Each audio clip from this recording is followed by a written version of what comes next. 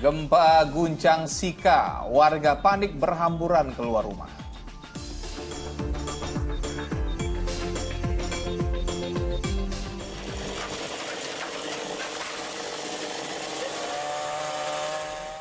Pohon tumbang timpa rumah dan mobil hingga ringsek saat hujan disertai angin kencang.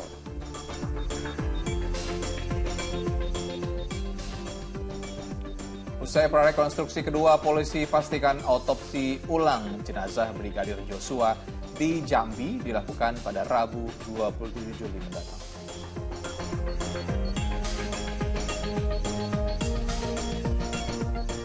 Tiba di kampung halaman, jemaah haji diarak warga.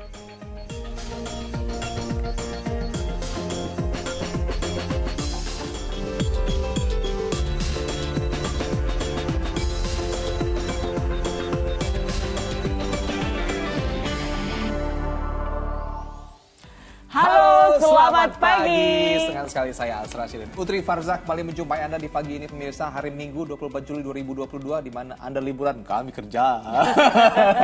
Enggak dong, tapi yang pasti kita sudah menyiapkan beragam informasi menarik untuk seluruh pemirsa dan informasi terupdate seperti informasi yang pertama ini, gempa berkekuatan 5,4 magnitudo mengguncang Kabupaten Sika, Nusa Tenggara Timur, Sabtu siang. Meski kemudian diketahui tidak ada potensi tsunami, namun warga ini sempat panik dan langsung berhamburan keluar rumah.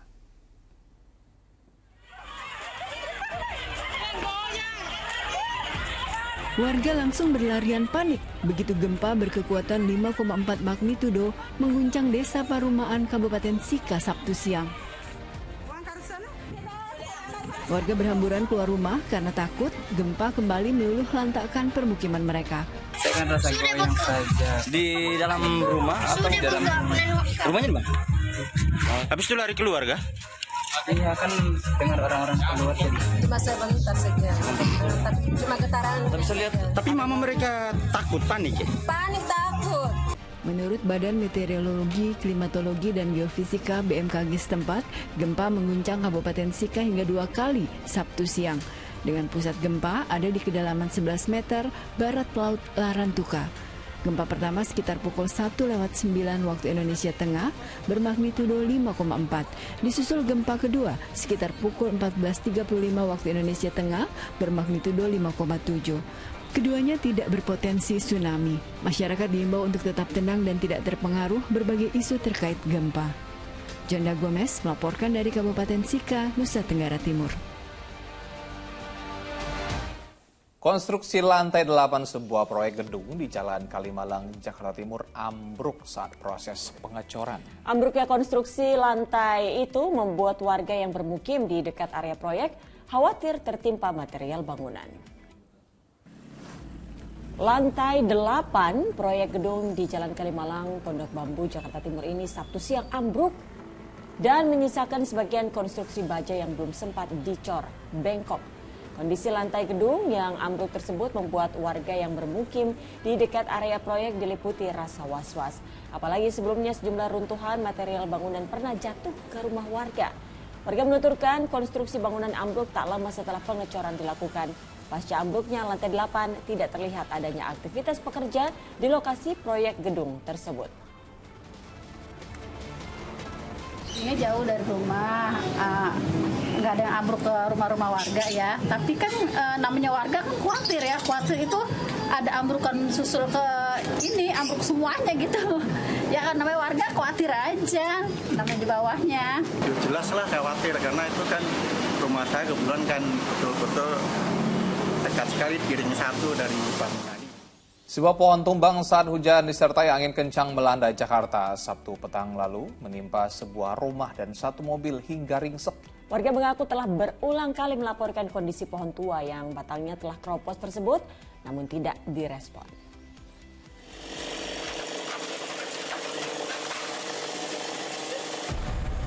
Petugas Suku Dinas Penanggulangan Kebakaran dan Penyelamatan Gulkarmat Jakarta Timur beserta petugas penanganan prasarana dan sarana umum PPSU Sabtu petang berupaya mengevakuasi pohon tumbang. Tumbangnya pohon kapuk setinggi 5 meter di Jalan Gotong Royong Pondok Bambu Jakarta Timur ini menimpa sekaligus sebuah rumah dan satu mobil. Akibatnya, mobil ringsek dan bagian atap rumah rusak. Diduga pohon tumbang akibat telah lapuk dimakan usia. Tadi sore emang hujan. Kalau secara dilihat sih pohonnya emang udah mulai keropos. Tapi nggak tahu kenapa ya nggak ada respon gitu dari pihak RT RW gitu ya. Kita tiap bulan kan laporan. Pohonnya udah rapuh itu, udah ini no, rambutnya udah rapuh. Pohonnya. Jadi ada angin dikit ya udah. Kemari jadinya itunya apa sih namanya, rubuhnya kemari. Tidak dilaporkan adanya korban jiwa maupun luka dalam insiden tersebut. Dewi Bowo melaporkan dari Jakarta. Kobaran api menghanguskan rumah warga di kawasan Durensawit, Jakarta Timur Sabtu malam. Diduga api berasal dari korsleting listrik. Tugas pemadam kebakaran Jakarta Timur berupaya memadamkan kobaran api yang menghanguskan sebuah bangunan rumah 2 lantai di Jalan Delima 2, Durensawit, Jakarta Timur pada Sabtu malam. Api yang berawal dari ruangan dapur diduga berasal dari korsleting listrik. Setelah 1 jam, api akhirnya berhasil dipadamkan setelah 15 unit mobil pemadam kebakaran Jakarta Timur diterjunkan ke lokasi. Tidak ada korban jiwa dalam insiden ini, namun kini ditangani petugas kepolisian Mapolsek Durensawit. Kami terbantu dengan adanya rumah permanen, jadi terhambat oleh rumah tingkat. Jadi untuk perambatan tidak merambat ke kiri kanan, jadi kita isolasi dengan cepat. Penyebabnya apa, Bang? Kemungkinan ini dari listrik.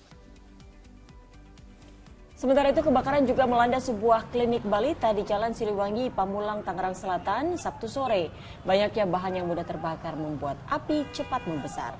Petugas pemadam yang tiba di lokasi terpaksa menjebol atap klinik untuk mencari sumber api. Proses pemadaman berlangsung cepat karena saat itu klinik sedang sepi.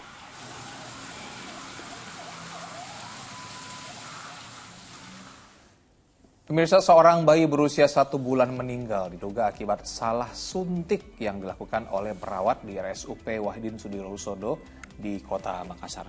Pihak rumah sakit menyatakan akan melakukan pengusutan dan bertanggung jawab jika tenaga medisnya terbukti bersalah.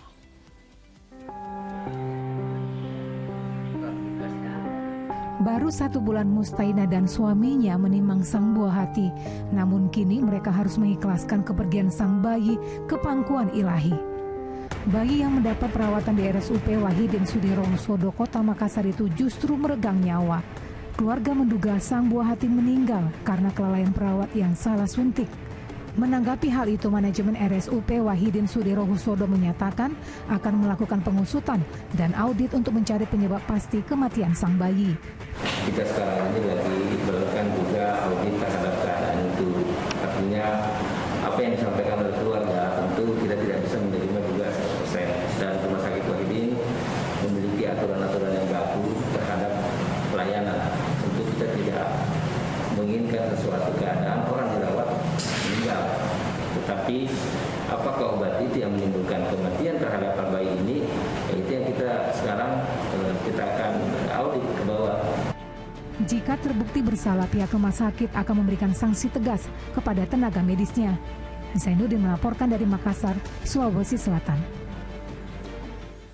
Kasus baku tembak polisi yang menewaskan Brigadir Joshua mulai memasuki babak baru setelah polisi memastikan rencana autopsi ulang jenazah pada Rabu 27 Juli mendatang. Sementara itu, prarekonstruksi kedua di rumah dinas Irjen Polisi Verdi Sambo berakhir pada Sabtu malam.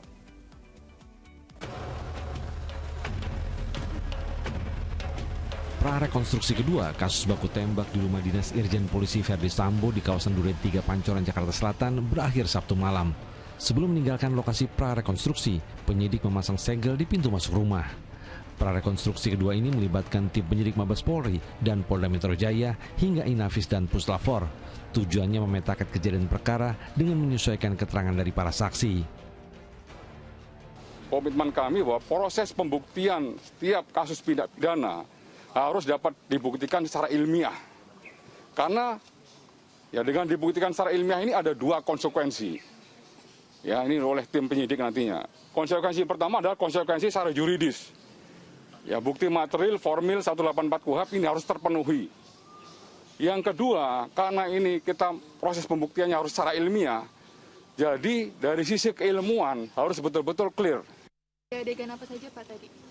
Ya, semua adegan yang terkait dengan peristiwa tembak-menembak. Berarti ada tembak-menembaknya tuh ada juga. Kita mencocokkan apa yang disampaikan oleh saksi. Ini belum menghadirkan saksi ya. Ingat itu. Berarti ya? Lokasinya di sini. Kamar dan di tangga. Lokasinya ya, di sini. Pokoknya lokasinya di TKP. Oke? Sebelumnya, prarekonstruksi pertama berlangsung tertutup di Balai Pertemuan Polda Metro Jaya Jumat malam. Petugas menggelar adegan demi adegan saat peristiwa baku tembak di kediaman Irjen Polisi Ferdi Sambo 8 Juli lalu. Sementara itu, kepolisian menyebutkan rencana autopsi ulang atau ekshumasi jenazah Brigadir Yosua akan digelar pada hari Rabu 27 Juli mendatang. Autopsi akan melibatkan tim dokter forensik gabungan. Kemarin penyidik beserta dengan Perhimpunan Dokter Forensik Indonesia itu sudah melakukan pertemuan dengan pihak keluarga. Nah, kemudian juga pertemuan itu menghadirkan sejumlah ahli forensik dari beberapa universitas. Nah, kemudian hasil pertemuan tadi beberapa hal disampaikan oleh ahli-ahli forensik dan kemudian sepakat untuk dilakukan ekshumasi di hari Rabu di Jambi. Rumah Sakit Umum Daerah RSUD Sungai Bahar, Kabupaten Muaro Jambi juga tengah mempersiapkan segala kebutuhan tim forensik untuk proses autopsi ulang. Rencana autopsi dilakukan di rumah sakit lantaran sebelumnya tim dokter forensik Rumah Sakit Bayangkara Jambi menilai lokasi pemakaman tidak layak untuk dilakukan autopsi ulang karena lokasi makam yang sempit serta berdekatan dengan permukiman penduduk. Tim Liputan melaporkan. Penembakan terhadap istri seorang anggota TNI di Semarang, Jawa Tengah mulai terkuak menyusul adanya penangkapan terhadap 4 orang tersangka. Ini karena ada kecurigaan pada suami korban yang kini menghilang. Panglima TNI pun memerintahkan jajarannya untuk mencari pria berpangkat Kopral 2 itu. Dari hasil penyidikan sementara dan keterangan sejumlah saksi termasuk orang yang mempunyai hubungan asmara, dugaan tersangka lain penembakan istri dan anak anggota TNI mengarah kepada suami korban. Kopral 2 Muslimin kini menghilang hingga Panglima TNI Jenderal Andika Perkasa geram dan memerintahkan jajarannya untuk mencari anggota Arhanud itu. Panglima juga meminta keluarga korban untuk mempercayai TNI dan penegak hukum lainnya agar tuntas pengusutan kasusnya. Dugaan memang kuat karena suami dari korban ini lari sejak hari pertama. Dan bukti-bukti investigasi ini sudah mengarah kepada beberapa orang yang kami lebih cenderung juga mengaitkan suami korban. Rekaman kamera pengawas menjadi petunjuk penting untuk mengungkap penembakan istri anggota TNI di Semarang, Jawa Tengah saat korban bersama putrinya. Bermodal rekaman itu, tim gabungan TNI Polri berhasil melacak keberadaan dan meringkus 4 tersangka yang berboncengan sepeda motor.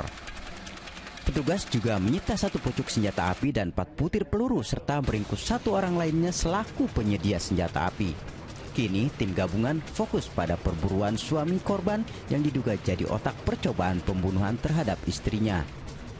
Yang bersangkutan ini sempat mengantar, sempat mengantar dan sempat menunggu sampai dengan pasca operasi selesai. Di kemiliteran dituntut untuk kehadiran. Pada saat besok harinya yang bersangkutan tidak hadir. Sementara kondisi Rina Wulandari semakin membaik usai menjalani operasi pengangkatan proyektil peluru yang bersarang di perutnya. Ia menjalani perawatan di Rumah Sakit Hermina Banyumanik, Semarang dengan penjagaan ketat. Abdul Haris dan Agus Hermanto melaporkan dari Jakarta dan Semarang, Jawa Tengah. Polisi tetapkan kedua orang tua anak yang dirantai di Bekasi, Jawa Barat sebagai tersangka. Informasi selengkapnya bersama Asran Sadi usai jeda pariwara berikut.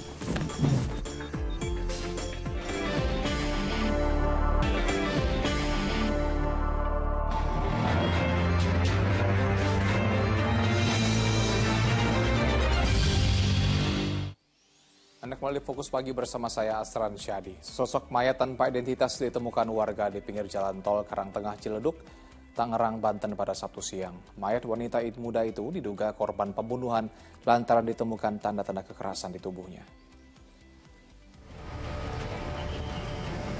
Warga dan pengguna jalan seketika geger mendapati sesosok mayat perempuan tergeletak di tepi jalan dekat gerbang keluar tol Karangtengah Ciledug, Kota Tangerang, Banten. Jasad wanita muda tanpa identitas itu mengenakan celana jeans warna biru tua, kaos oblong biru dan sweater coklat. Diduga jasad korban sudah dibuang di lokasi kejadian selama beberapa jam sebelum ditemukan lantaran sudah mulai dikerumuni lalat. Jasad korban pertama kali ditemukan seorang pengendara motor yang langsung melapor pada petugas keamanan perumahan setempat. Info pertama dari masyarakat yaitu yang lewat, kita bersama Bina Mas Babinsa itu cek lokasi. Ternyata dilihat ya ada satu orang mayat. Ini itu jenis kelaminnya, kita dari fisik lihat kita belum berani dekat, dari jauh itu perempuan. Petugas identifikasi dan unit reskrim Polres Metro Tangerang Kota menemukan luka bekas jeratan di leher korban dan lidahnya terjulur sehingga diyakini wanita itu merupakan korban pembunuhan. Usai proses identifikasi, jasad tak dikenal itu dibawa ke Rumah Sakit Tangerang. Taufik Saleh melaporkan dari Tangerang, Banten. Polisi menetapkan kedua orang tua anak yang dirantai di Bekasi, Jawa Barat sebagai tersangka dugaan kekerasan dan penelantaran anak. Kedua orang tua remaja yang berkebutuhan khusus tersebut mengaku menyesal dan meminta maaf. Kamu lapar, mau makan? Itu kakinya kenapa dirantai? Remaja berusia 15 tahun ini ditemukan warga dalam kondisi kaki terikat rantai di perkampungan Jati Keramat, Kecamatan Jati Asi, Bekasi. Rekaman video penemuan bocah berinisial RZ ini pun beredar dan viral di media sosial. Tak lama setelah itu keberadaan orang tua sang anak pun diketahui oleh polisi dan Lembaga Perlindungan Anak. Dari serangkaian pemeriksaan terhadap orang tua dan sejumlah saksi, polisi menemukan adanya tindak pidana yang dilakukan oleh kedua orang tua anak tersebut. Dugaan kekerasan itu juga diperkuat oleh hasil visum yang dilakukan di RSUD Kota Bekasi. Ditemukan luka lebam di pergelangan kaki dan tangan yang diduga bekas ikatan rantai. Berdasarkan bukti itu, polisi pun menetapkan kedua orang tua sang anak sebagai tersangka kasus dugaan kekerasan dan penelantaran anak. Kita bisa mengamankan dua orang tersangka serta barang bukti yang ada di depan ini. Yang pertama ada tali berwarna hitam ini, depan ini, yang biasa digunakan oleh orang tuanya untuk mengikat kaki korban. Ya, serta ini ada rantai serta gembok. Kedua orang tua remaja yang berkebutuhan khusus tersebut mengaku menyesal dan meminta maaf.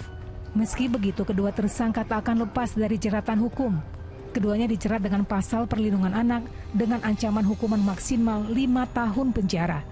Awang Darmawan melaporkan dari Bekasi, Jawa Barat. Seorang ayah tega mencabuli anak kandungnya yang masih remaja. Akibatnya korban depresi hingga harus didampingi psikiater.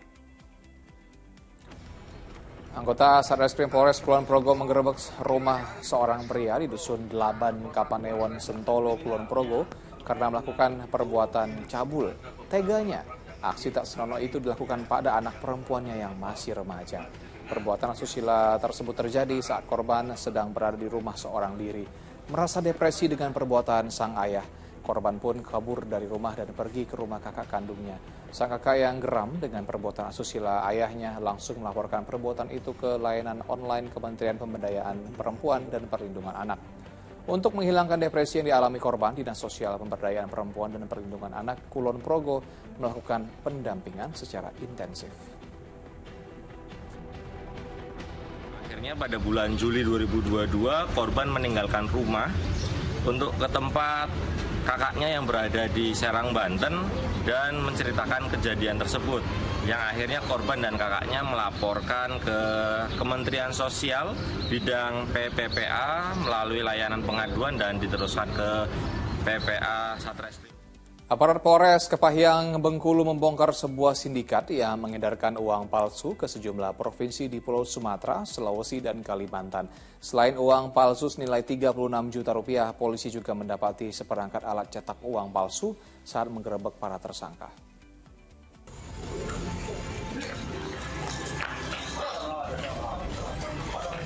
Mendekati rumah yang menjadi target operasi, tim Buser Polres Kepahyang ini seketika mempercepat langkah agar buruan mereka tak sempat kabur.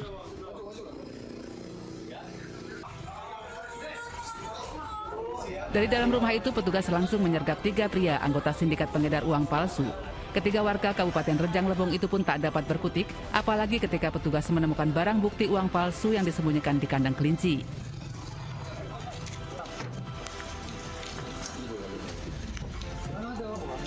Sindikat itu telah mencetak sedikitnya 50 juta rupiah uang palsu yang dijual melalui jasa transfer dan jasa pengiriman. 1 juta uang palsu dijual dengan harga Rp300.000. Sementara untuk wilayah Bengkulu, uang palsu digunakan untuk berbelanja barang elektronik melalui toko online dengan sistem COD. Untuk bertransaksi dengan korban, dengan menggunakan mata uang palsu, yaitu di mana korban merasa tidak puas dan melaporkan ke pihak Polres Kepanjen. Ketiganya akan dijerat dengan undang-undang tentang mata uang dengan ancaman hukuman 15 tahun penjara. Ferry Susanto melaporkan dari Kepahyang, Bengkulu. Nekat mencuri uang dan ponsel di rumah warga, seorang residivis di Mataram, Nusa Tenggara Barat diringkus polisi bersama kekasihnya. Namun dalam perjalanan ke kantor polisi, pasangan itu ternyata membuang bungkusan paket sabu-sabu yang akhirnya ditemukan petugas. Ada lagi di luar tuh. Pria berinisial R, 32 tahun ini diringkus polisi di rumahnya di Desa Sesela, Kecamatan Gunung Sari, Mataram, Nusa Tenggara Barat. Ia dilaporkan oleh tetangganya yang kehilangan uang sebesar Rp1,5 juta dan sebuah ponsel. Perbuatan tersangka itu terbongkar setelah polisi melacak nomor IMEI ponsel korban yang ternyata dijualnya melalui media sosial. Saat menangkap R, polisi juga mengamankan kekasih pria itu yang sedang bersamanya Jumat sore. Dalam penggerebekan, polisi menyita sejumlah uang, juga beberapa jenis senjata tajam, serta beberapa plastik klip berisi sabu-sabu yang dibuang kekasih R saat dalam perjalanan ke kantor polisi. Kemudian setelah kami interogasi, diakui oleh pelaku bahwa barang yang dicuri merupakan barang HP yang kita amankan itu adalah barang curian. Terus kemudian narkoba yang diamankan di jalan pada saat dibuang itu adalah miliknya. Ya, untuk pengembangan selanjutnya, kami sudah berkoordinasi dengan Satres Narkoba Polresta Mataram untuk dilakukan pengembangan. Tersangka yang sudah 3 kali keluar masuk penjara dan kekasihnya terancam hukuman 7 tahun penjara. Riyadi Sulhi melaporkan dari Mataram, Nusa Tenggara Barat. Terduga pelaku arisan fiktif dijemput tim Resmob Ditkrimum Polda Kalimantan Selatan di tempat persembunyiannya di Malang, Jawa Timur. Untuk meyakinkan korban, pelaku mengaku sebagai istri seorang jenderal. Terduga pelaku arisan fiktif ini terus menutupi wajahnya saat tiba di Bandara Syamsuddin Nur, Banjarmasin, Kalimantan Selatan. SF dijemput tim Resmob Ditkrimum Polda Kalsel di tempat persembunyiannya di salah satu apartemen di Kota Malang, Jawa Timur. Wanita berusia 42 tahun itu dilaporkan menipu sejumlah orang dengan modus arisan. Pelaku mengaku sebagai istri seorang jenderal untuk meyakinkan korbannya. 9 orang yang menjadi korban melaporkannya ke Polda Sulsel. Total kerugian yang mereka alami mencapai Rp1,5 miliar. Pelaku kini digelandang ke Ditkrimum Polda Kalsel untuk proses hukum lebih lanjut. Juni kemarin laporan awal ya, terus ada beberapa kali panggilan juga terhadap lapor, 2 kali panggilan dan hadir, mungkin dijemput langsung oleh penyidik.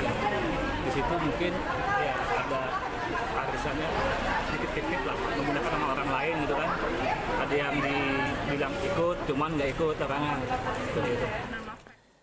Kekejaman kelompok kriminal bersenjata atau KKB terus menelan korban jiwa. Kini seorang warga Minahasa Utara, Sulawesi Utara meninggal dunia akibat ulah mereka di kawasan hutan Nduga, Papua. Duka menyelimuti keluarga korban Rai Manapiring, warga Minahasa Utara, Sulawesi Utara. Roy Manapiring meninggal dunia akibat kekejaman kelompok kriminal bersenjata KKB di hutan belantara Nduga, Papua beberapa waktu lalu. Bahkan kesedihan keluarga harus berbalut kekecewaan sebab pemakaman jenazah korban di kampung halamannya batal. Dan keluarga pun tak bisa melihat langsung kondisi jasad korban. Tapi kami hanya mau pertanyakan, kenapa ada yang sudah 2-3 minggu baru ditemukan, toh mereka bisa dikembalikan ke keluarganya. Itu yang menjadi pertanyaan kami keluarga, sehingga sampai saat ini kami masih belum puas.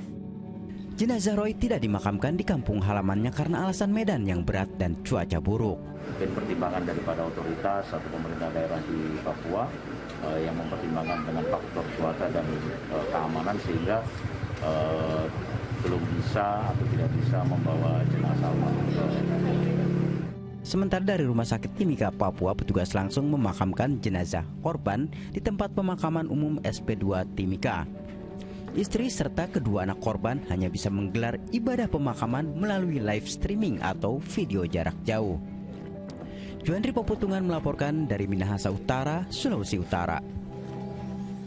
Dihantam ombak besar kapal tunda yang membawa 14 anak buah kapal tenggelam di perairan Pulau Sawi, Kabupaten Ketapang, Kalimantan Barat. 1 ABK meninggal dunia, sementara 8 ABK selamat, serta 5 lainnya masih dalam pencarian.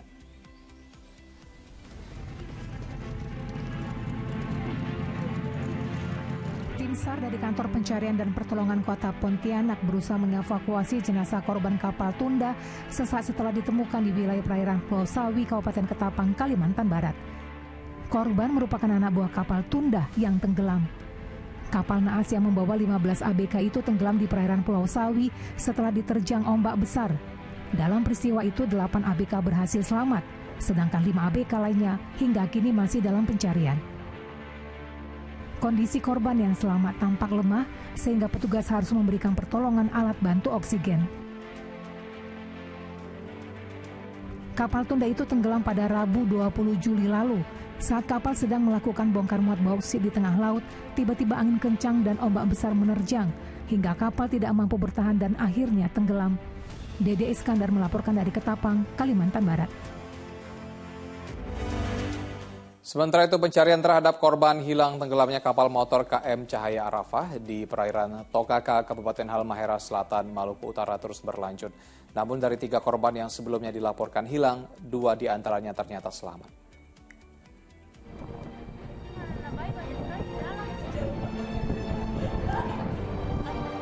Tim SAR gabungan hingga Sabtu siang terus melakukan pencarian korban tenggelamnya kapal motor KM Cahaya Arafah yang masih dinyatakan hilang dengan menyisir perairan di sekitar lokasi di perairan Tokaka, Kabupaten Halmahera Selatan.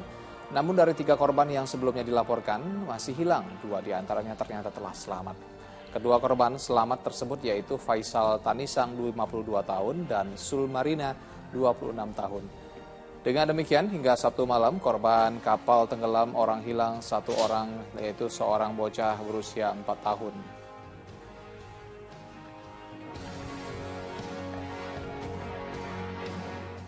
Tak terima anggota keluarganya bersenggolan dengan pengendara lain di jalan, seorang oknum kepala desa di Cianjur, Jawa Barat justru menganiaya orang yang tak bersalah hingga menderita luka lebam.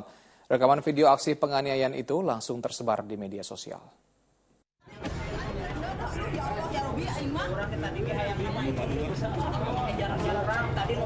Video yang direkam warga ini memperlihatkan aksi penyerangan yang dilakukan seorang oknum kepala desa bersama beberapa rekannya terhadap pemilik bengkel di Kampung Kadung Dampit, Desa Rancagoong, Kecamatan Cilaku, Cianjur, Jawa Barat, Kamis sore.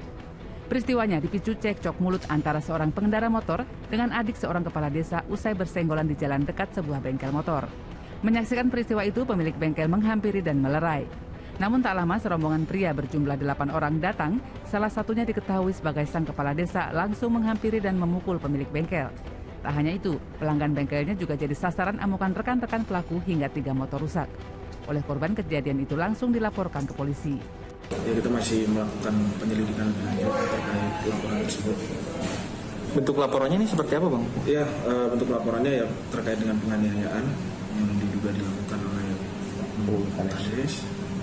Ya, nanti kita mintakan dulu visum daripada korban, kemudian nanti kita lanjutkan penyelidikan selanjutnya. Usai kejadian, pemilik bengkel memilih tutup sementara untuk memulihkan cederanya akibat penganiayaan itu. Rendra Gosali melaporkan dari Cianjur, Jawa Barat. Diduga akibat sopir mengantuk, truk tronton bermuatan keramik menabrak 2 rumah di Sukabumi, Jawa Barat. Sementara kecelakaan beruntun melibatkan 3 truk trailer di Jalan Pantura, Lamongan, Jawa Timur, mengakibatkan sang sopir yang tergencet kabin truk. Tugas dibantu warga berupaya mengevakuasi seorang sopir truk trailer dari dalam kabin pengemudi yang ringsek. Warga Rembang, Jawa Tengah itu terjepit dan mengalami patah tulang kaki. Kecelakaan terjadi ketika truk pengangkut keramik yang dikendarai korban melaju dari arah Surabaya menuju Jawa Tengah. Namun diduga sopir tak konsentrasi hingga menabrak dua truk tronton lain yang tengah berhenti di bahu jalan. Akibatnya, muatan truk yang ditabrak berupa susu segar kemasan tumpah dan berserakan di jalan.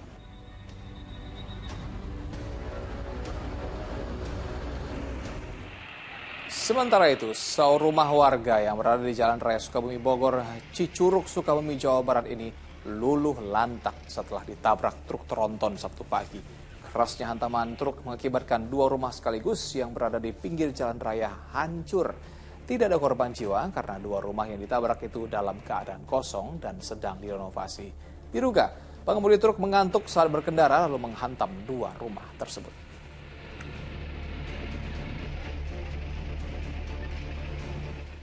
Kecelakaan beruntun maut yang disebabkan oleh truk tangki BBM hingga siasat jahat seorang wanita tega membunuh ibunya yang sudah lansia jadi sejumlah kasus yang menyita publik sepekan terakhir. Di akhir pekan ini kami rangkum kilas beritanya dalam kasus utama berikut ini.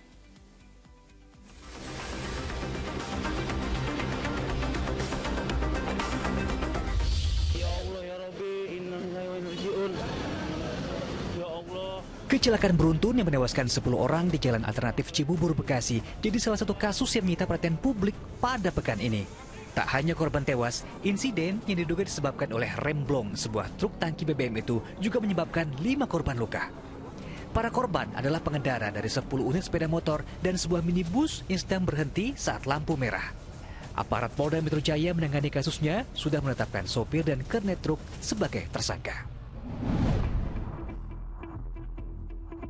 Di Jawa Timur, seorang anak yang membunuh ibu kandungnya di Situbondo juga turut menyita perhatian publik.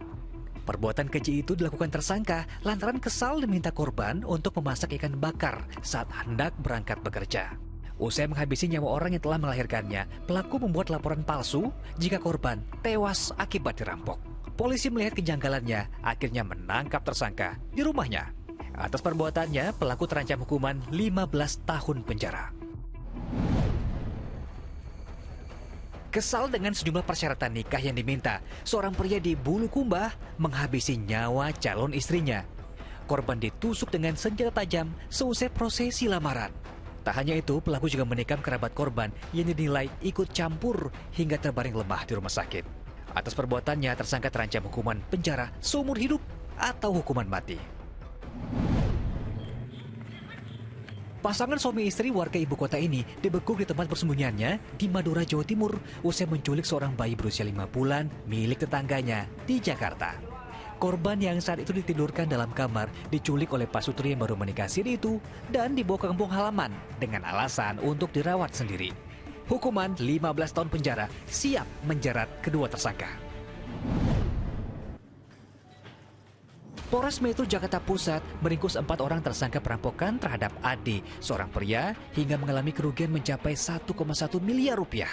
Sadisnya lagi, korban juga disekap di sebuah unit apartemen kawasan Menteng, Jakarta, dan dianiaya hingga menderita luka dan trauma.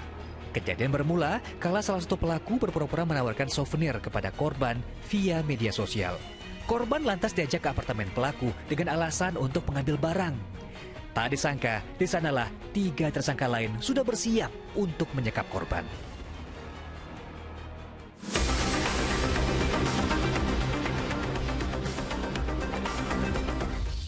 Satpam tewas saat amankan unjuk rasa, belasan orang jadi tersangka. Informasi selengkapnya bersama Utri Farza saat pagi.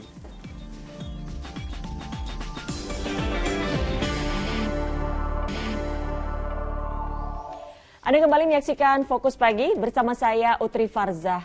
Pemirsa, Kepolisian Polres Palopo, Sulawesi Selatan Sabtu sore menetapkan 11 orang tersangka dalam kasus unjuk rasa mahasiswa yang mengakibatkan seorang petugas keamanan meninggal dunia. Dari 11 mahasiswa, polisi masih mengejar 2 orang lagi yang sudah dimasukkan dalam daftar pencarian orang. Kepolisian Polres Palopo, Sulawesi Selatan menaikkan status kasus meninggalnya seorang petugas keamanan di Kejaksaan Negeri Palopo yang tewas usai tertimpa pagar saat mengamankan aksi unjuk rasa mahasiswa di depan kantor Kejaksaan Negeri Palopo menjadi penyidikan.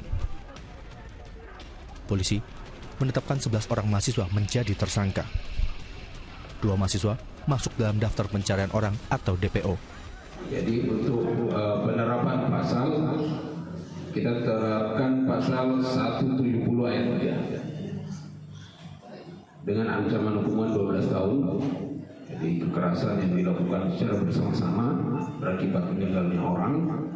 Kemudian pasal 358, 359 dan itu pasal 5556.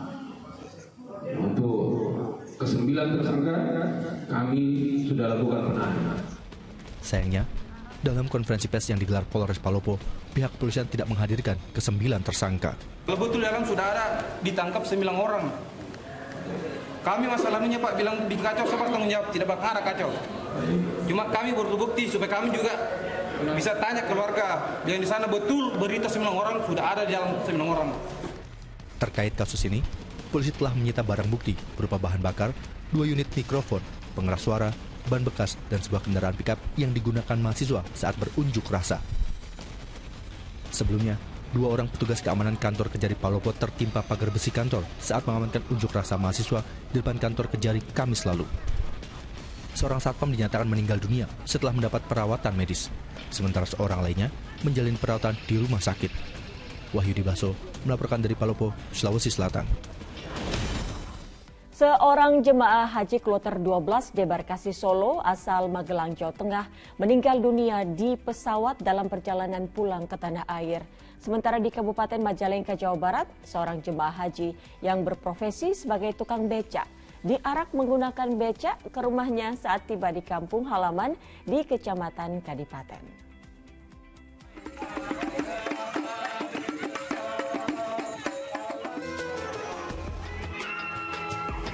Seperti inilah keramaian warga Majalengka saat menjemput kedatangan keluarga mereka yang baru tiba dari Arab Saudi melaksanakan ibadah haji. Sebanyak 530 jemaah haji asal Kabupaten Majalengka yang masuk dalam kloter 11 ini tiba di pendopo Kabupaten Majalengka Sabtu sore. Sambutan meriah bahkan didapat salah satu jemaah haji bernama Eme yang berprofesi sebagai tukang becak. Eme dan istrinya diarak menggunakan becak di lingkungan tempat tinggalnya saat tiba di kampung halaman di desa Kadipaten. Rekan seprofesi hingga para santri mengiringi dengan selawat dan musik rebana. Ini sekarang ini dijemput sama satu profesi nih, tukang becak. Gimana perasaannya sama warga? Gimana? Bahagia. Bahagia. Sementara di Bandara Internasional Kuala Namu, Kabupaten Deli Serdang, dari 393 jemaah haji kloter pertama yang tiba, 2 orang jemaah haji mengalami sakit. 1 orang mengalami kelelahan dalam perjalanan, sementara seorang jemaah harus dilarikan ke rumah sakit. Selanjutnya, seluruh jemaah dibawa menuju asrama haji Medan. Di Bandara Adi Sumarmo, Kabupaten Boyolali, Jawa Tengah, sejumlah petugas PPIA Debarkasi Solo Sabtu malam langsung mengevakuasi jenazah jemaah haji asal Magelang atas nama Heru Purwanto Alwi, 63 tahun, yang meninggal dunia di pesawat dalam perjalanan pulang dari Bandar Jeddah menuju Tanah Air. Setelah dilakukan swab oleh tim kesehatan PPIA Debarkasi Solo, jenazah langsung dipulangkan. Istri Heru pun langsung menangis saat Ketua PPIA Debarkasi Solo menyerahkan karangan bunga. Hingga kini, total jemaah haji Debarkasi Solo yang meninggal ada sebanyak 15 jemaah. 14 orang jemaah meninggal di Tanah Suci, sementara seorang jemaah meninggal di pesawat. Tim Liputan melaporkan.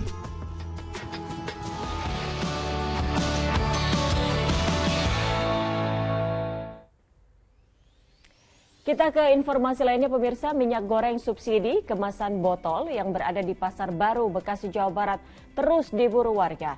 Selain harganya murah, cara pembeliannya pun terbilang praktis karena tidak perlu menyertakan KTP ataupun menunjukkan aplikasi Peduli Lindungi. Salah satu toko agen sembako di Pasar Baru, Kota Bekasi, Jawa Barat yang menjual minyak goreng kemasan bersubsidi terus didatangi pembeli. Minyak goreng kemasan botol yang dijual dengan harga Rp14.000 ternyata banyak diminati oleh warga. Selain harganya murah, para pembeli juga tidak perlu menunjukkan KTP atau menunjukkan aplikasi Peduli Lindungi sebagai tanda bahwa sudah dilakukan vaksinasi. Tadinya kan pakai minyak mahal, pakai minyak curah. Minyak curah kan ada akhirnya sekarang ini udah murah, jadi lari lagi ke sini. Lari lagi ke kemasan, tapi mereknya nggak masalah ya Bu ya? Merek nggak masalah. Nggak masalah. Minyak goreng subsidi dalam bentuk botol ini telah tersedia dalam sebulan terakhir. Stok yang tersedia pun cukup banyak karena selalu mendapat kiriman setiap harinya. Ya, udah mulai ya. Sekarang gimana Kak? Antusias pembeli sekarang gimana tuh? Udah rame.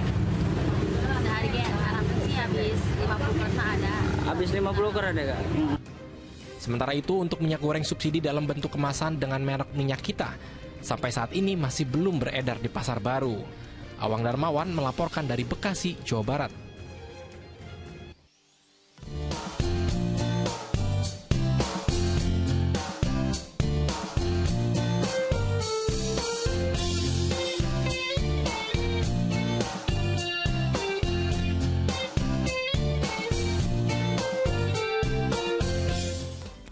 Presiden Joko Widodo bersama sejumlah Menteri Kabinet Indonesia Maju menghadiri puncak peringatan Hari Anak Nasional 2022 di Kebun Raya Bogor, Jawa Barat, Sabtu siang yang bertemakan Anak Terlindungi Indonesia Maju.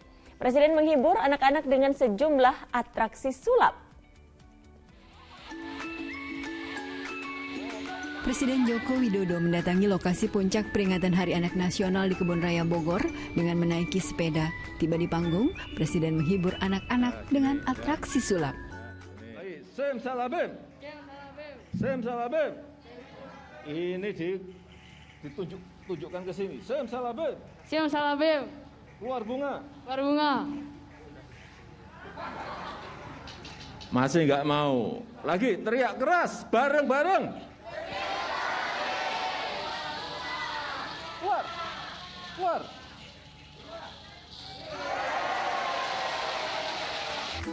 Tak hanya sulap bunga, tapi juga sulap buku. Ini buku kalau dibuka, apa? Coba dilihat.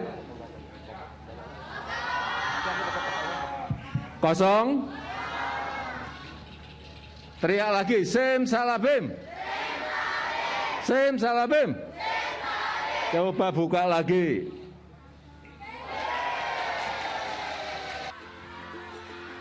Tercatat 3 kali Presiden tampilkan atraksi sulap yang memukau anak-anak. Kosong kan? Ini kosong. Kosong. Ya. Dari sini juga, lihat, dalam. Kosong juga. Benar? Sekarang, coba sem salabim bareng-bareng. Sem salabim. Coba diambil ada apanya. Kosong enggak? Ya, silakan ambil sepeda. Tak lupa hadiah sepeda juga diberikan kepada anak-anak yang bisa menjawab pertanyaan Presiden. Dalam kesempatan ini, Presiden menyampaikan ucapan belasungkawa terhadap korban perundungan anak di Tasikmalaya, Jawa Barat. Presiden berharap semua pihak berperan dalam menciptakan lingkungan ramah anak. Priscilia Claudia dan Novisal melaporkan dari Bogor, Jawa Barat. Memperingati Hari Anak Nasional, sejumlah mantan penyanyi cilik hadir kembali dengan lagu anak-anak.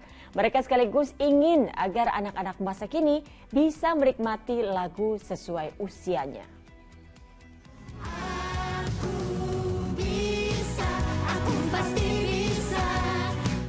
Hayo, siapa yang berasa nostalgia dengar lagu ini? Yap, lagu yang dulu populer dinyanyikan oleh mantan penyanyi cilik Tasya Kamila kini kembali hadir dengan warna baru. Kita sesama mantan penyanyi cilik gitu yang tergabung dalam Selamatkan Lagu Anak ataupun Save Lagu Anak yang ikut bergerak dalam kampanye ini, kita semua semangat kok untuk terus bisa melestarikan lagu anak Indonesia, untuk bisa raising awareness terus ke seluruh masyarakat untuk dengerin, nyanyikan, dan suguhkan lagu anak Indonesia ke anak-anak Indonesia gitu. Jadi pasti ke depannya akan terus berkarya. Tidak sendirian, Tasya bersama pelantun lagu anak lainnya seperti Tina Tun dan Joshua Suherman berkolaborasi untuk mengcover lagu Aku Bisa, ciptaan Sally Pontoh. Aku bisa, aku pasti bisa, ku tak mau berputus asa. Coba terus coba sampai aku bisa, aku pasti bisa. Wah, gemes banget ya, bocah-bocah cilik ikutan nyanyi demi memeriahkan Hari Anak Nasional 2022. Kira-kira apa ya kesulitannya? Sekarang sama kita waktu dulu jadi penyanyi cilik tuh udah nggak bisa disamain, dari segi musik, dari segi penggarapan musik lah terutama gitu udah nggak bisa disamain. Jadi biasanya kita tuh memang lebih memikirkan suara apa atau sound apa sih yang sekarang tuh anak-anak lagi suka. Bila ku gagal itu tak mengapa, setidaknya ku telah mencoba. Nah, buat generasi 90-an, pasti tahu dong boneka Susan yang punya suara tak asing di telinga. Ya, Ria Enes menjadi sosok penting di belakangnya dan kini hadir lagi mewarnai lagu anak Indonesia. Jadi lagu itu menceritakan tentang rasa optimis pada kita semuanya ya, baik yang menyanyi mau mendengarkan. Jadi kan lagu ini memberikan motivasi buat anak-anak yang mendengarkan, bagaimana mereka bisa mencapai mimpinya, harapannya, atau mungkin target ke depannya apa.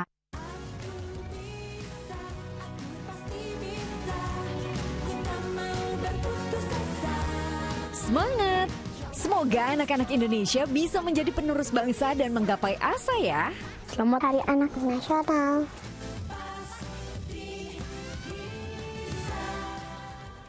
Kita ke informasi lainnya pemirsa, demi mewujudkan SDM unggul di bidang digitalisasi, pemerintah Provinsi Jambi melakukan penandatanganan kerjasama dengan Akademi Televisi Indonesia atau ATVI terkait penyelenggaraan Tridharma Perguruan Tinggi. Dalam kesempatan itu, Gubernur Jambi Al-Haris menawarkan ATVI untuk melakukan lembaga afiliasi di wilayah Jambi.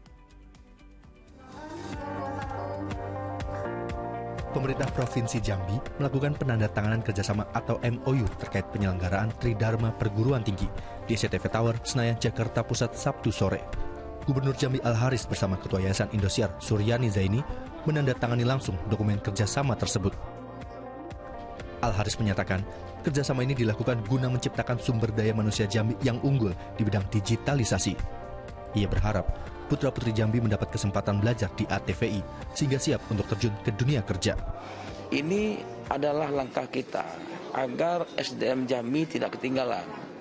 Sebab hari ini masih banyak anak-anak kita yang belum memahami yang namanya digitalisasi itu. Sementara sekarang yang semua kegiatan, semua teknologi, semua sudah mengarah kepada yang namanya era digitalisasi. Dalam kesempatan ini, Gubernur Jambi menawarkan kepada pihak ATVI untuk menjajaki kerjasama lainnya. Di antaranya, menawarkan ATVI untuk membuat lembaga afiliasi atau pengembangan bisnis di wilayah Jambi. Direktur ATVI Edward Depari menyambut baik potensi kerjasama lembaga afiliasi yang ditawarkan oleh Gubernur Jambi tersebut. Oke, kerjasama ini seperti yang saya katakan tadi, prinsip dasarnya adalah saling menguntungkan. Bagi ATVI, jasa yang kita berikan, jasa pendidikan itu menyangkut memberi peluang bagi calon-calon mahasiswa dari Jambi untuk mengikuti pendidikan di ATVI tanpa harus melalui proses ujian masuk dan testing. Diharapkan kerjasama antara ATVI dan Pemprov Jambi dapat saling menguntungkan satu sama lain. Auriga Agustina dan Tikno Handoko melaporkan dari Jakarta. Acara pembukaan BRI Liga 1 tahun 2022-2023 berlangsung semarak dan meriah. Informasi selengkapnya usai jeda berikut.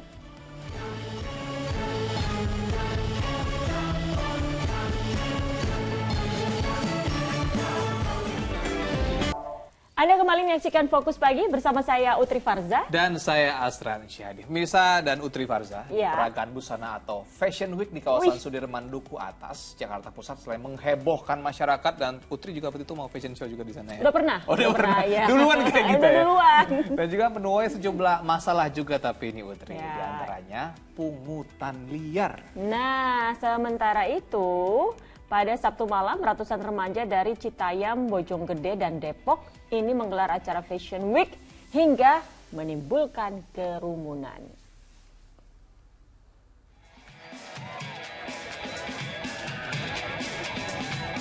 Dengan mengenakan berbagai macam busana, para anak muda ini menggelar Fashion Week di Jalan Tamrin, Jakarta Pusat.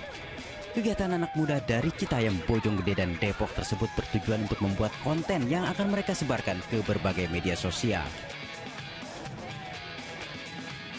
Dari kemeriahan acara ini juga ada yang memanfaatkannya untuk mencari keuntungan dengan pungutan liar. Di antaranya, tim patroli perintis presisi Polda Metro Jaya berhasil mengamankan 2 orang terduga pungli berkedok parkir. Para pengunjung terpaksa membayar puluhan ribu rupiah agar bisa menyaksikan acara. Jika tidak membayar tarif liar tersebut, para pelaku akan mengusir para pengunjung. Masyarakat pada anak-anak atau beberapa kelompok yang nongkrong, mereka setelah dibubarkan dia mengeluh, saya sudah bayar parkir Pak 10.000, kenapa saya dibubarkan. Nah setelah itu kami mencari siapa yang melakukan pungutan liar ini. Wakil Gubernur DKI Jakarta Ahmad Riza Patria akan mencari tempat yang layak untuk Fashion Week Pemuda SCBD, menyusul penggunaan zebra cross yang akan mengganggu lalu lintas kendaraan dan orang menyeberang jalan, serta jam acara pun akan dibatasi sehingga para peserta bisa bersekolah kembali keesokan harinya. Bahwa kegiatan itu sangat baik, cuma harus diatur waktunya. Kenapa? Karena sekarang sudah masa belajar, bukan lagi masa liburan. Meski banyak yang mendukung kreativitas remaja SCBD ini, termasuk pemerhati anak Kak Seto yang tetap meminta kepada pemerintah untuk membuat tempat bagi mereka. Tujuannya agar kegiatan tidak mengganggu ketertiban umum, termasuk kebersihan dan batasan waktu. Abdul Haris dan Subadri Arifti melaporkan dari Jakarta.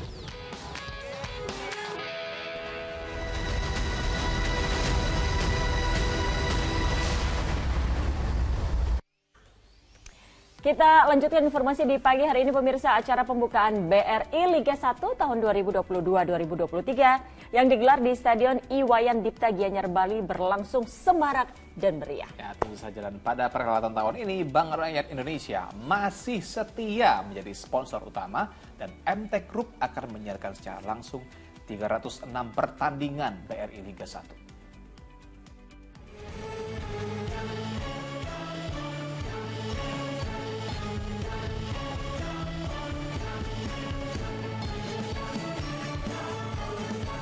Opening seremoni BRI Liga 1 musim kompetisi 2022-2023 yang berlangsung di Stadion Iwayan Dipta Gianyar Bali pada Sabtu malam berlangsung meriah.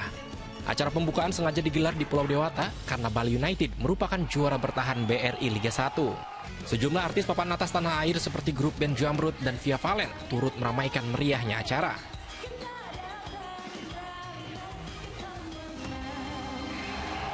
Ribuan penonton yang memadati Stadion Iwayan Dipta pun antusias menyaksikan megahnya acara pembukaan yang banyak memberikan sajian menarik. Berterima kasih kepada pemerintah yang sudah mengizinkan supporter untuk hadir di stadion. Dan ketentuan 75% dan bisa 100% disesuaikan dengan level PPKM yang ada di wilayah tempat pertandingan. Itu juga harus ditata betul gitu, karena antusiasme ini kalau ditahan juga bisa menjadi hal yang beresiko. Jadi memang penataan di lapangan itu menjadi penting. Kami juga dengan para LOC, dengan security officer-nya juga mengamankan bagaimana, karena memang jangan ada hal yang tidak diinginkan. Sementara itu Bank Rakyat Indonesia atau BRI masih menjadi sponsor utama kompetisi tertinggi tanah air pada tahun ini. Keberhasilan penyelenggaraan pada musim sebelumnya dalam mencakup seluruh penonton hingga untuk memajukan sepak bola Indonesia menjadi tolak ukur bagi BRI untuk kembali menjadi sponsor. BRI menilai pegelaran tersebut terselenggara dengan sangat baik dari sisi olahraga, hiburan, dan juga dampak sosial maupun ekonomi masyarakat. Selain itu, BRI juga menghadirkan beragam kemudahan bagi para pecinta sepak bola yang ingin menyaksikan langsung pertandingan di stadion melalui aplikasi Brimo.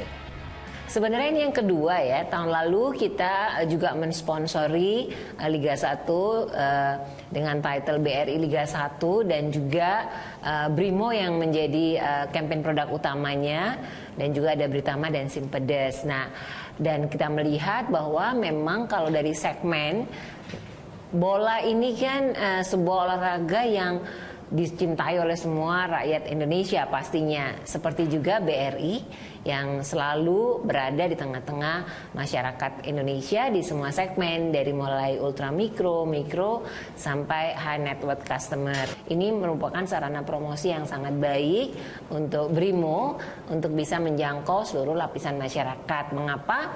Karena kita berharap bahwa BRIMO ini menjadi salah satu financial super apps, mobile banking applications dari BRI yang memberikan kemudahan bagi masyarakat, dimulai dari menabung, membayar apapun itu, membeli juga melalui BRIMO, dan juga tentu mengajukan pinjaman kalau diperlukan. Jadi semua tersedia di satu aplikasi, makanya rasanya kita ingin seluruh rakyat Indonesia memiliki atau menggunakan BRIMO ini. Karena tadi tujuannya memberikan kemudahan dan di BRIMO itu ada beli dan bayar begitu. Nah, kita tentu berharap tiket dari seluruh pertandingan sepak bola di BRI Liga 1 ini harapannya bisa dengan mudah gitu melalui BRIMO cara bayarnya dalam rangka mensupport cashless. Maka kita juga bekerja sama dengan beberapa e-commerce ya untuk bisa membeli tiket pertandingan BRI Liga 1 ini menggunakan BRIMO sebagai alat bayarnya. Kalau per posisi Juni total user BRIMO itu saat ini sudah mencapai 18,4 juta user. Dan kalau kita lihat transaksinya gitu ya sampai dengan Juni 2022 ini sudah ada 1.075 triliun total transaksi menggunakan BRIMO. Pada perhelatan BRI Liga 1 musim ini, PT Elang Mahkota Teknologi Tbk atau MTEK juga kembali memegang hak siar seluruh pertandingan. Total ada 306 pertandingan yang akan disiarkan secara langsung di Indosiar, O-Channel, Video, hingga Next Parabola. Nah, Indosiar nanti sebagai core-nya akan menayangkan 238 pertandingan. Itu ada di sore dan malam hari prime time, dan memang mayoritas ada di prime time. Kemudian nanti video akan live streaming, tapi sisanya semuanya akan di video. Plus nanti O-Channel itu akan menayangkan. Jadi kalau nanti pemirsa nggak sempat nonton, itu masih bisa nonton rerunnya ada di O-Channel. BRI Liga 1 musim ini digelar pada Sabtu 23 Juli kemarin dan dijadwalkan akan berakhir pada April 2023 mendatang. Tim Liputan melaporkan. Dalam laga pembuka BRI Liga 1, PSIS Semarang hanya mampu bermain imbang 1-1 kontra Rans Nusantara FC meski berlaga di hadapan publik sendiri. Ya, gol dari Taisei Marukawa mampu dibalas oleh Makan Konate 5 menit sebelum waktu normal berakhir.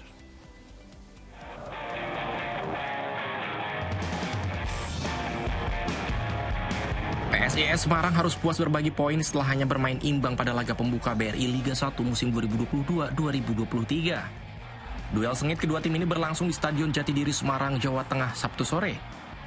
Sejak laga dimulai, baik tuan rumah maupun tim tamu silih berganti melakukan serangan. Namun buruknya penyelesaian akhir membuat tak ada gol tercipta di 45 menit pertama. Memasuki babak kedua, Laskar Mahesa Jenar sebenarnya mampu menciptakan gol pada menit ke-61 lewat aksi Alveandra Dewangga.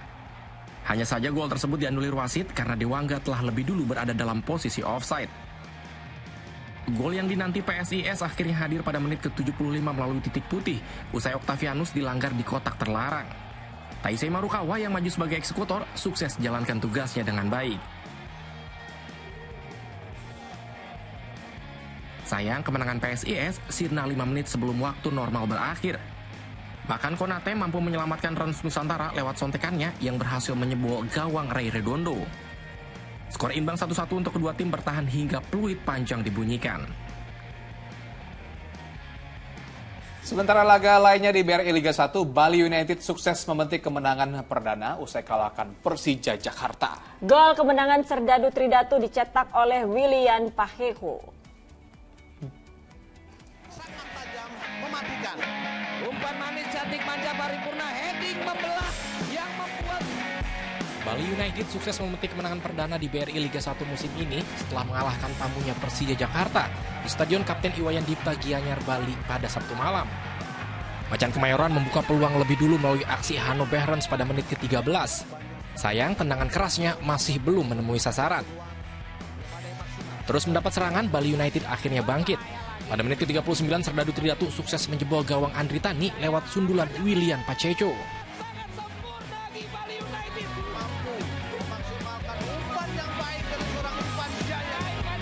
Pada babak kedua, Bali United sebenarnya mampu mendominasi jalannya laga. Namun beberapa peluang yang tercipta kerap menemui jalan buntu dan gagal berbuah gol.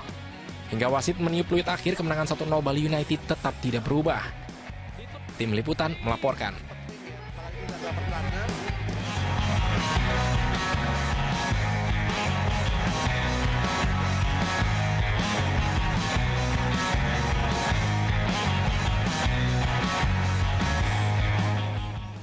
Sementara itu, partai ulangan final Piala Presiden 2022 akan kembali terjadi di BRI Liga 1 saat Borneo FC menjamu Arema FC. Sementara pertandingan lainnya, laga Super Big Match akan mempertemukan Bayangkara FC menghadapi Persib Bandung. Sudah dilakukan Japra. Duel Bayangkara FC melawan Persib Bandung yang akan berlangsung di Stadion Wibawa Mukti, Bekasi Minggu malam jadi salah satu laga yang wajib ditunggu di pekan perdana BRI Liga 1 musim 2022-2023. Penyelesaian akhir menjadi catatan tim pelatih Widodo Cahyono Putro jelang melawan Persib Bandung. Sepanjang turnamen Piala Presiden, The Guardians banyak membuang peluang dan hanya memasukkan 3 gol. Di sisi lain, meski Bayangkara bertindak sebagai tuan rumah, namun bobotoh Persib akan mendominasi stadion yang akan membuat Persib bermain tandang rasa kandang. Hadirnya kembali bobotoh menjadi amunisi bagi Pangeran Biru setelah pada beberapa laga terakhir di Piala Presiden 2022 bermain tanpa penonton imbas tewasnya supporter. Keuntungan lain Maung Bandung adalah kembalinya David Da Silva dan Nick Wipers yang telah sembuh dari cedera. Pertandingan yang tak kalah menarik juga akan tersaji saat Borneo FC Samarinda menjamu Arema FC. Pertemuan kedua tim ini akan jadi perjumpaan ketiga kalinya sepanjang bulan Juli ini. Motivasi besar jelas dimiliki para pemain pesut etam demi bisa membalas kekalahan dari Arema di partai final Piala Presiden 2022 beberapa waktu lalu. Sementara di kubu Arema, sosok Adilson Maringa akan jadi pilar penting yang diandalkan Singo Edan. Maringa selalu hadirkan mimpi buruk bagi pesut etam. Dalam 2 pertemuan terakhir, serangan Borneo yang bertubi-tubi, tak ada satupun yang menembus ke gawang kiper asal Brazil ini. Tim Liputan melaporkan. Di informasi lainnya pemirsa, biasanya lomba balap motor trail identik dengan jalur yang terjal dan penuh lumpur. Pokoknya becek semuanya gitu ya, kotor-kotor semua. Nah, ini ada yang beda ya? Betul, ini ada disuguhkan dalam acara lomba balap skala nasional di Perkebunan Teh Utri di Pengalengan di Kabupaten Bandung, Jawa Barat. Jadi bisa melihat keindahan kebun teh. Terus menghirup udara segar. Jangan merem tapi ya. Iya, nggak boleh.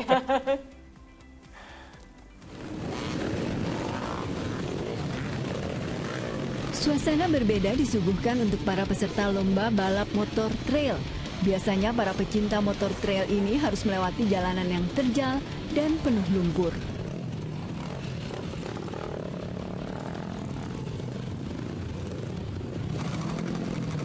Kawasan wisata Kebun Teh Nemo Highland di Pengalengan, Kabupaten Bandung sengaja dipilih karena memiliki bentang alam yang indah. Peserta disuguhkan dengan pemandangan pegunungan serta udara yang sejuk. Ribuan pembalap harus melintasi jalur sepanjang 50 km dengan jarak tempuh hingga 3 jam lamanya. Tidak ada kategori juara dalam kegiatan ini karena ajang balapan ini merupakan momen silaturahmi bagi pecinta balap motor trail. Dan ini bisa dibilang salah satu yang terbesar. Ya, dari sekian 8 kali event parade ini adalah salah satu yang terbesar, khususnya kalau setelah pandemi ini yang terbesar. Jumlah pesertanya lebih dari 3.000 orang. Ribuan peserta tak hanya datang dari wilayah Bandung saja, seperti salah satu pembalap wanita asal kota Garut ini.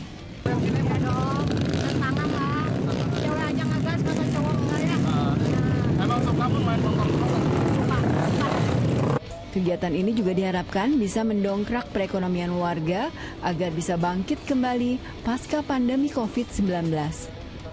Muhammad Abbas melaporkan dari Kabupaten Bandung, Jawa Barat.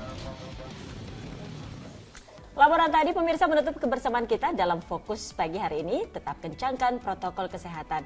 Dan saksikan info terkini cegah corona hanya di video, unduh aplikasinya sekarang. Dan ayo dukung operasi katarak, hernia, donor darah, dan hitan gratis bagi warga tidak mampu di sejumlah tempat di Indonesia. Sampaikan kepedulian Anda melalui rekening BCA di nomor 162-633-8888 atas nama Yayasan Pudi Amal Peduli Kasih, karena kepedulian kita adalah harapan mereka. Dan pemirsa, usai Fokus Pagi, jangan lewatkan untuk menyaksikan program Mega Series Panggilan.